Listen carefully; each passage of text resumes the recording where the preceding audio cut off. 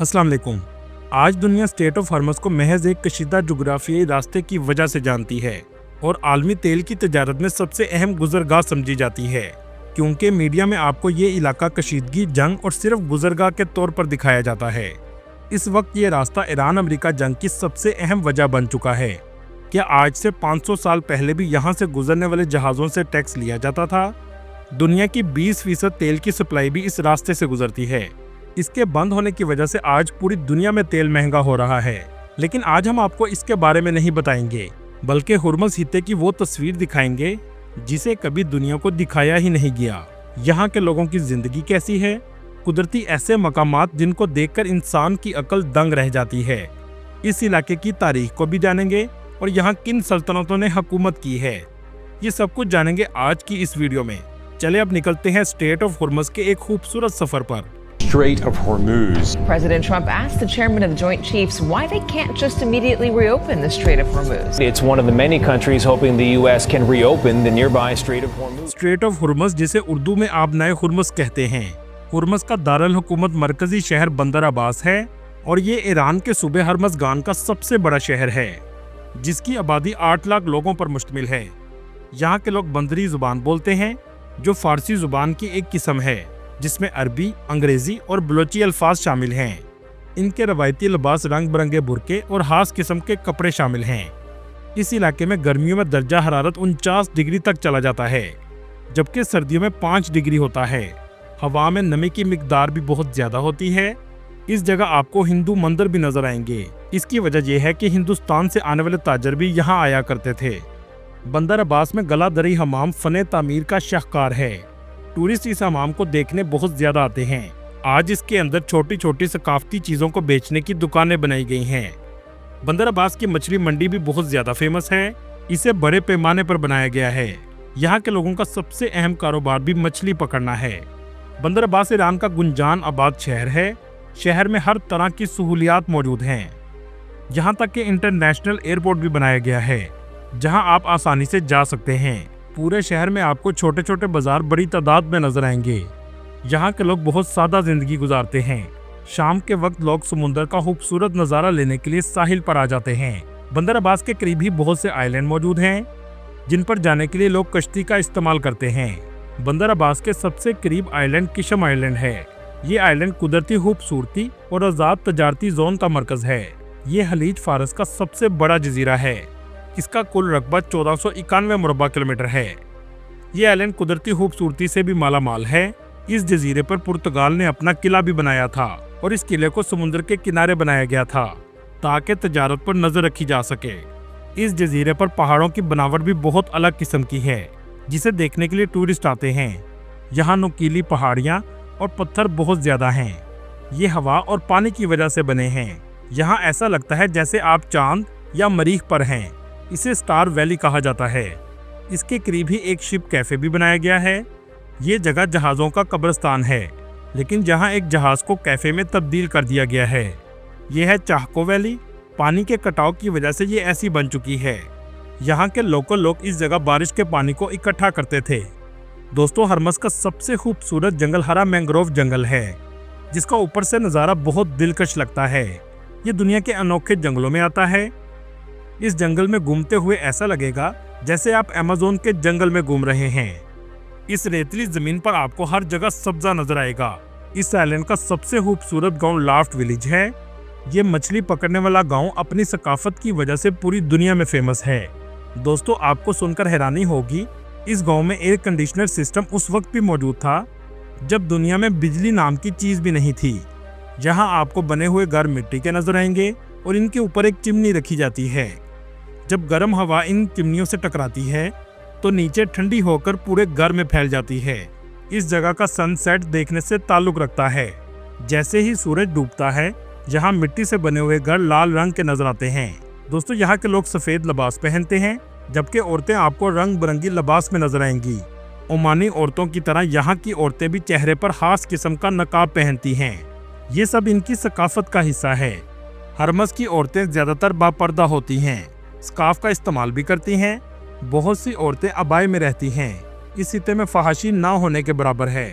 यहाँ की औरतें बहुत हुनरमंद होती हैं और कपड़ों पर कढ़ाई के काम की बहुत ज्यादा महारत रखती हैं।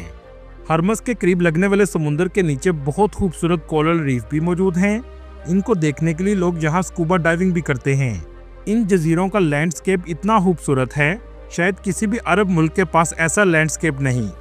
अगर इसे टूरिज्म के लिए सही तरीके से इस्तेमाल किया जाए तो ईरान आज इनसे अरबों डॉलर कमा सकता है। पहाड़ों का ऐसा रंग आपने कभी नहीं देखा होगा। इन पहाड़ों में बहुत से पहाड़ नमक के भी हैं। चलें अब आपको दिखाते हैं एक और खूबसूरत गांव जिसे कुमजार विलेज कहा जाता है, जिसके एक तरफ पहाड़ और दूसरी तरफ नीला पानी है। ये छोटा सा गांव एक अलग ही किस्म की खूबसूरती रखता है। इस जगह पर आप सिर्फ कश्ती पर आ सकते हैं। चलें अब आपको दुनिया के अजीब साहिल दिखाते हैं। ये है रेड बीच, जिसकी रेत भी लाल रंग की है और मिट्टी भी लाल है। यहाँ के समुद्र का पानी भी इस मिट्टी की वजह से लाल रंग का नजर आता है। इसके करीब ही एक ऐसा साहिल भी मौजूद है जिसे सिल्वर बीच कहा जाता है। इसकी रेत आपको चांदी की तरह चमकती हुई नजर आएगी। जब इस पर सूरज की रोशनी पड़ती है तो ये सितारों की तरह चमकती है। इसी वजह से इसे सिल्वर बीच कहा जाता है। ये हित्ते कुदरती खूबसूरती से मालामाल हैं, लेकिन जंगों की वजह से इसको बहुत नुकसान हुआ है।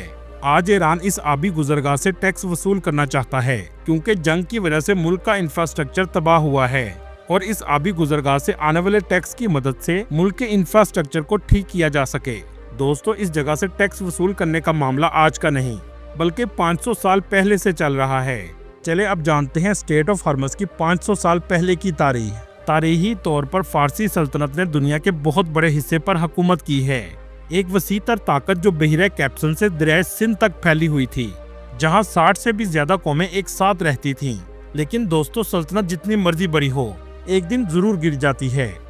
खानदान आते हैं और चले जाते हैं, और ये सरजमीन है ईरान की।